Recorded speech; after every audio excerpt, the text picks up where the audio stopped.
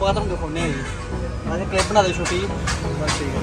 ਬਾਕੀ ਡੈਡ ਬਣਾਉਣ ਤੋਂ ਬਾਅਦ ਬਸ ਇੱਦਾਂ ਹੀ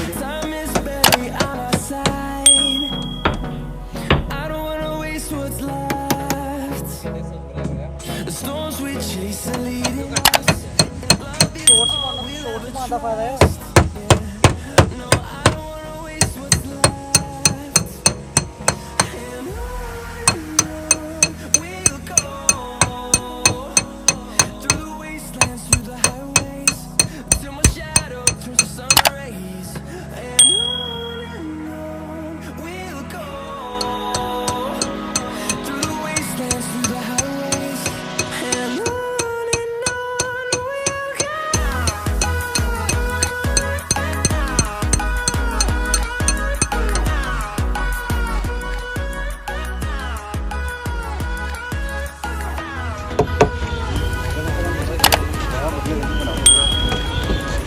ਗੱਜ ਮੋਟਰ ਗੈਰੇਜ ਤੋਂ ਭਾਈ ਆਏ ਨੇ ਆਪਣੇ ਕੋਲ ਡੈਂਟ ਕਟਾਉਣ ਗੱਡੀ ਦਾ ਲੰਬਾ ਪਿੰਡ ਚੌਂਕ ਤੋਂ।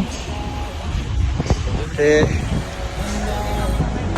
ਆਪਣੀ ਗੱਡੀ ਵੀ ਭਾਈ ਨੂੰ ਦਿੱਤੀ ਹੋਈ ਆ ਠੀਕ ਹੋਣ ਨੂੰ। ਆਪਣੀ ਗੱਡੀ ਵੀ ਭਾਈ ਕੋਲ ਆ ਗਿਆ ਠੀਕ ਹੋਣ ਨੂੰ ਦਿੱਤੀ ਹੋਈ ਆ। ਸ਼ਾਮ ਤੱਕ ਮਿਲ ਜੂਗੀ ਗੱਡੀ।